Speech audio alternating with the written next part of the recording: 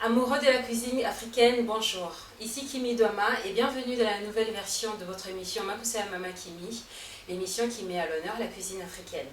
Vous avez été nombreux à nous demander plus de sous-titrage pour nos émissions qui ont été tournées auparavant en lingala. Nous vous avons écouté et nous avons décidé de faire deux versions de cette émission, une version en lingala et une version en français que nous allons vous présenter à partir de ce jour. Nous espérons que cette émission vous plaira beaucoup plus que la première version. Continuez à nous suivre. Et merci d'être fidèle à nos émissions. À la prochaine.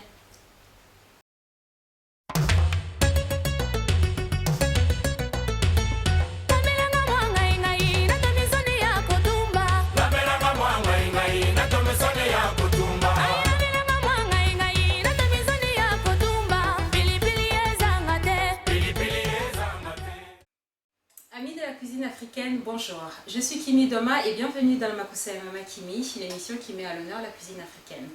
Aujourd'hui, je vous emmène chez moi, en République démocratique du Congo, pour vous faire découvrir une recette de la région de Bas-Congo, le fumbwa. Il est aussi appelé coco en Congo-Brazza. Voilà. Donc pour la recette d'aujourd'hui, nous avons besoin pour 4 personnes de 100 g de fumbwa,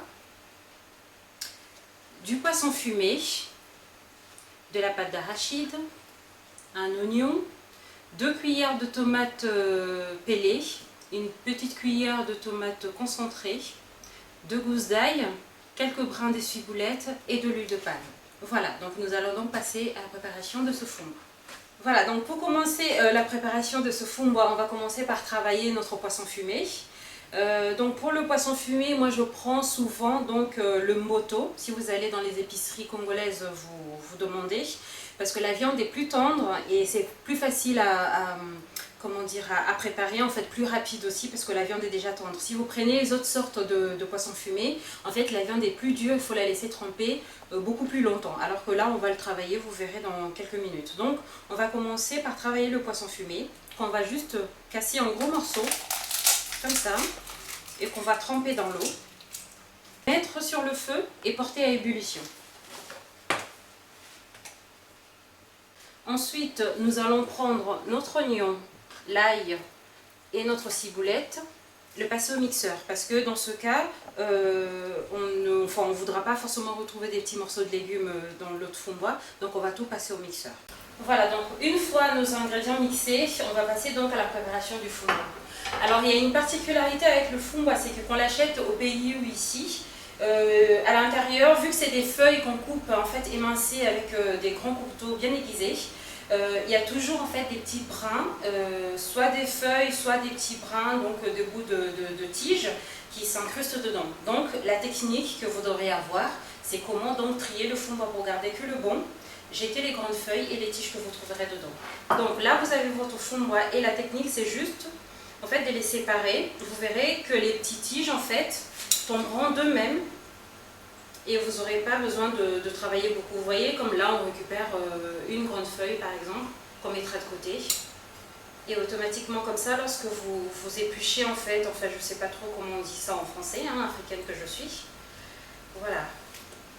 Donc vous faites ça et vous verrez il y a les tiges qui tombent tout seuls et les grandes feuilles qui tombent tout seuls. Voilà, donc on va faire comme ça jusqu'à la fin, retirer tous les tiges et les grandes feuilles. Voilà. Donc on va nettoyer le fumbwa, vous voyez, on le nettoie bien à grande eau. Et utilisez toujours 2 casseroles.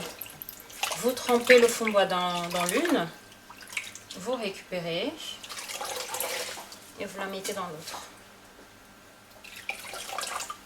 On va répéter l'opération 2 fois. Et ensuite ce sera bon. Voilà, donc une fois notre fumbwa bien nettoyé, nos ingrédients bien mixés, on va tout mélanger.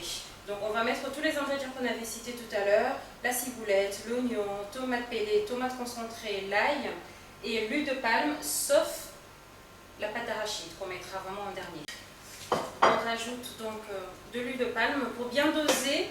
Pour 100 g qu'on a utilisé donc pour 4 personnes, je mettrai juste 2 grosses cuillères pour ne pas en mettre trop. Voilà, ça suffit. On rajoute de l'eau, au moins 1 litre.